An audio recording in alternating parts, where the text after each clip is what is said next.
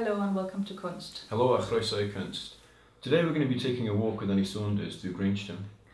Annie is a Cardiff-based artist, a fashion blogger and musician, but she's also a fantastic street photographer.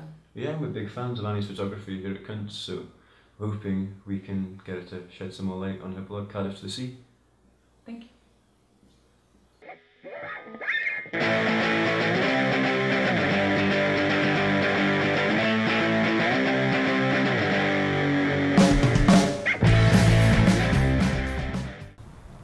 So you studied fashion, and obviously that's something you're very interested in because you have your fashion blog, and of course.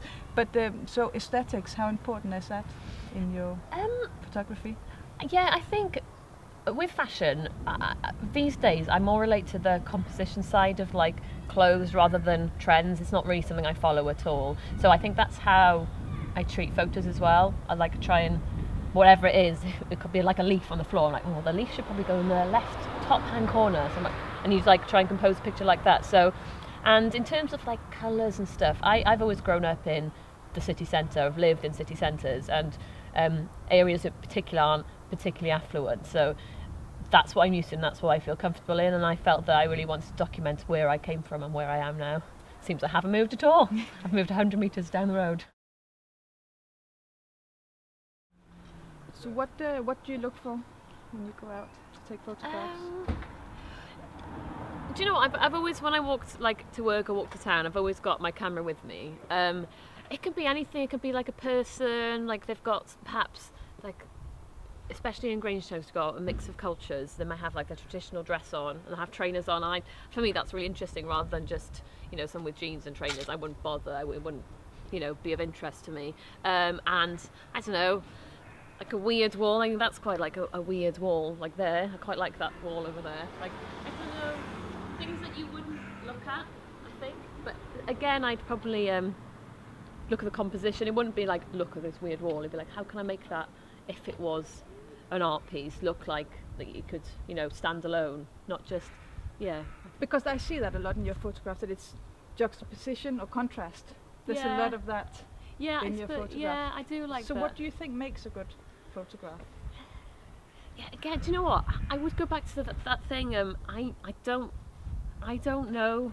I don't know, because the only photographs I've seen are like fashion photography or street style, and you know, the quality is so good, they're perfect, the colour's perfect, but it's something I can't really relate to, because in Cardiff, that's not, life isn't shiny and clean and lovely. We don't look like that. So it doesn't really reflect my life at all. It's kind of a bit too like, no, not too ambitious. It's just not relevant. It's not relevant, and it makes you almost feel that your life isn't relevant because you should look like this. This is what everyone looks like in New York. Well, obviously they don't, but there's that idea, and you know, in Milan everyone's so chic and lovely, and Paris the same. Well, obviously Paris is lovely and chic, but yeah, you just want to reflect real life and real people. So that sounds so gross.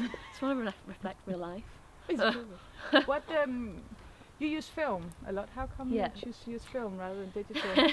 Well, actually, honestly, can't afford a digital camera, so I wanted a nice camera but obviously I couldn't afford a digital one. But actually, I think in the long term it's more expensive with the film because I'm having to get them developed. But what I would say with the film is that I know I'm paying for every photo, so that I kind of I try and focus and try and make the photo and like hold steady, because if I move the camera too quickly then it goes blurry. So it's kind of made me learn how to take photos better or quickly, more quick than if I'd had a digital camera, and you can't delete the rubbish ones. So like sometimes I'm like, oh my god, that is like the worst picture ever. But with a digital camera you can just go, oh, that's rubbish, delete, delete, delete. So it's quite nice not to be able to filter that sometimes. And also, I suppose you learn how to use some of the natural effects you get from... Yeah, and like natural light, and like I still haven't worked out what all the settings mean. Like I said, I'm not a photographer, more like of a documenter or something. But what I do like is like a natural grain to the film when you've got a film camera. It's like, it looks like quite a little bit pixelated almost, and I quite like that. I don't have to use some sort of effect. Yeah, if it's grey, it's grey. Yeah, exactly. So, and I don't really, apart from cropping, if I've like got like a bird wing in the corner or something, I try not to use any like Photoshop effect, only to crop them. So what about with photographing people? Do you ever have any strange encounters with people? Do you know what? I still rarely take photos of people with the camera because I'm too scared. So they're still on the sly with my phone. Because the blog started, I was taking photos on my iPhone, on the phone. And I just thought, as soon as I'm committing so much time to doing this blog, I should probably try and do it properly. But yeah, still haven't made that sort of transition into photographs of people with a camera. Just still on the sly.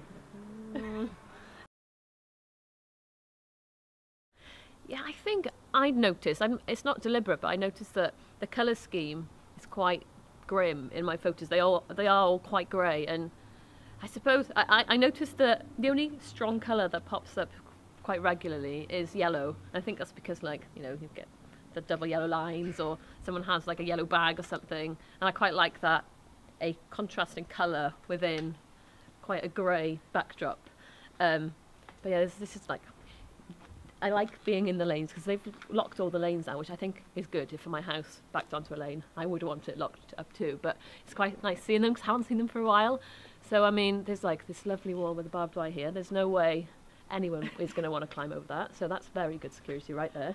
But then it's just parts of Cardiff you don't see anymore. And you get to look into people's lives a little bit, don't you? Because people still have, when you come into the lanes, people still have the little things, because there's the a back garden gates open. open. Yeah, there's like a chair hanging there, just someone's sitting upside down or something. You know, like an old fireplace. That is, I'd love to see where that came from. Do you know, it's really really interesting.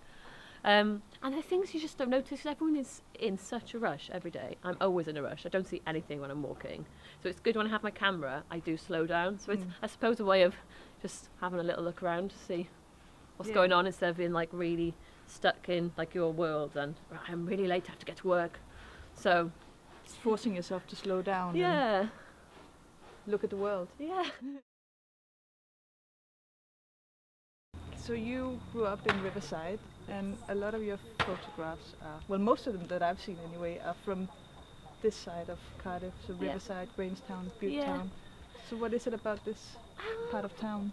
Do you know, it's an area, and it's there's so many, it's so diverse, and there's so many mixed cultures, and it's like a melting pot, and it's a place where I feel really comfortable. I'd feel really strange and probably a little bit uncomfortable in a really, you know, very clean, everyone's, I don't know, like everyone's got their 9-to-5 jobs and everything seems lovely. I don't know, that sort of wisteria lane, you know, that sort of, and I feel comfortable in this sort of area, and I think I prefer Grangetown to Riverside, I think, only because I grew up there.